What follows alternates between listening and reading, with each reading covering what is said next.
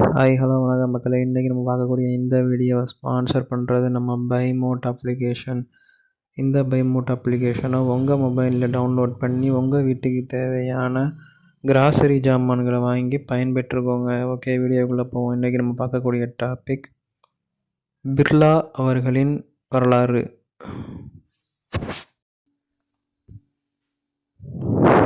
பிர்லா குடும்பம் என்பது இந்தியாவின் தொழில்துறை மற்றும் சமூக வரலாற்றுடன் தொடர்புடைய ஒரு இந்திய நிறுவன குடும்பமாகும்.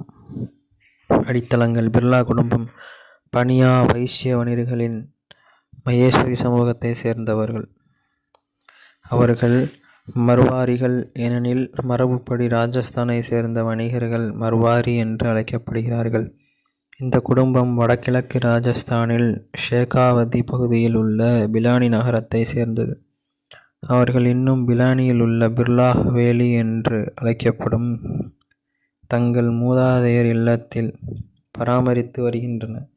மேலும் பிட்ஸ் பிலானி உட்பட பல கல்வி நிறுவனங்களை அங்கு நடத்தி வருகின்றனர். ஷிவ் நாராயண் பிர்லா 19ஆம் நூற்றாண்டின் முற்பகுதியில் பிலானி சேத் புதர்மாலின் பேரன் சேத் ஷோபராம் வசித்து வந்தார். அவர் ஒரு சாதாரண உள்ளூர் வர்த்தகர். அவரது மகன் சேத் சிவ நாராயணா 1840 to 1909 தான் முதனில் பிலானியை விட்டு வெளியேறினார். இந்த நேரத்தில் அகமதாபாத் வடமேற்கு இந்தியாவின் ஒரு பெரிய பகுதியிலிருந்து வர்த்தகத்திற்கு சேவை செய்யும் ரயில் நிலையமாக இருந்தது. பொருட்கள் உள்நாட்டிலிருந்து நகரத்திற்கு கொண்டு வரப்பட்டு அங்கிருந்து இங்கிலாந்து மற்றும் பிற நாடுகளுக்கு ஏற்றுமதி செய்வதற்காக பம்பாய்க்கு ரயில் மூலம் அனுப்பப்படும். இங்கிலாந்துக்கு அனுப்பப்படுவதற்கு முன்பு பருத்தியை சுத்தம் செய்வதற்கு அகமதாபாத்தில் பல பருத்தி விடுதிகள் அமைக்கப்பட்டன.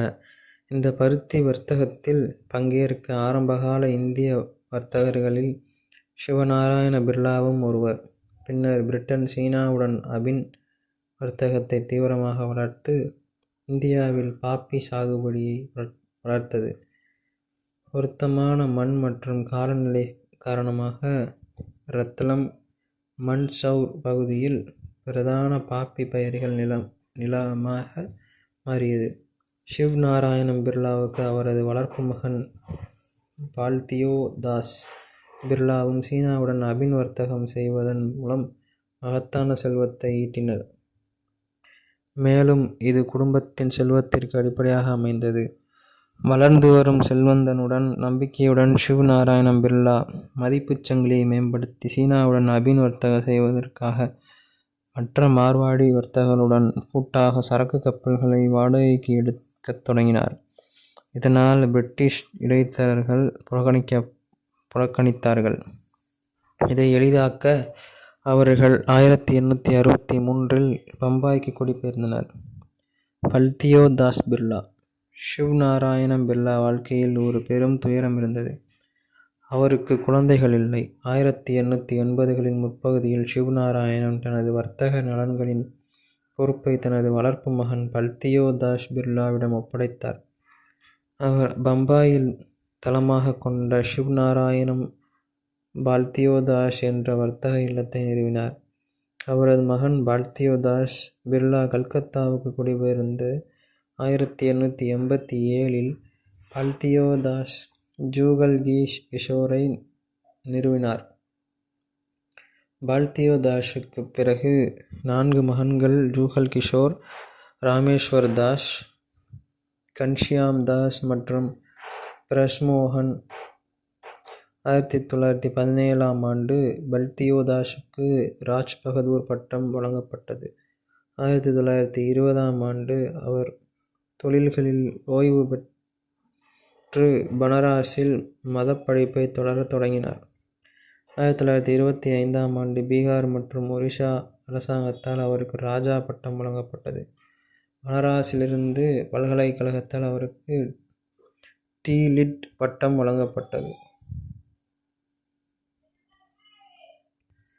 குடும்ப உறவுகள். பிர்லாக்கள் ஒரு ஒற்றை நிறுவனமாக கருதப்பட்டாலும் குடும்பத்தில் பல்வேறு கிளைகள் இப்போது நிதி ரீதியாக சுதந்திரமாக உள்ளன. இருப்பினும் பிர்லா சகோதரர்கள் ஒரு உண்மையான நிறுவனமாக இருந்த காரணத்தினாலே ராஜா வல்தியோதாஸ் இன்னும் உயிருடன் இருந்தே காலத்திலிருந்தே அவர்கள் குடும்ப உறவுகளை தொடர்ந்து பராமரித்து வருகின்றனர். ஜி.டி. பிர்லா 2 மனைவிகளுடன் காசநோயால் சீக்கிரமே இறந்துவிட்டார்.